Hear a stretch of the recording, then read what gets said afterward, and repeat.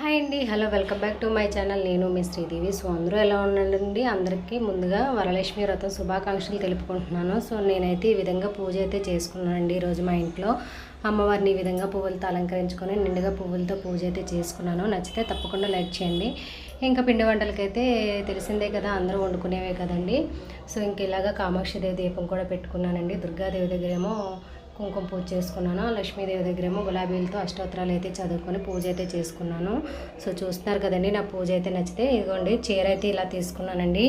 Silk చీరేనండి, మెత్తగా ఉంది, చాలా బాగుంది. ఇంకా బ్లౌజ్ అయితే కట్ చేయలేదు, అందులో విడిగా బ్లౌజ్ పీస్ పెట్టుకున్నాను. తాంబూలం అయితే ఈ విధంగా పెట్టుకున్నాను.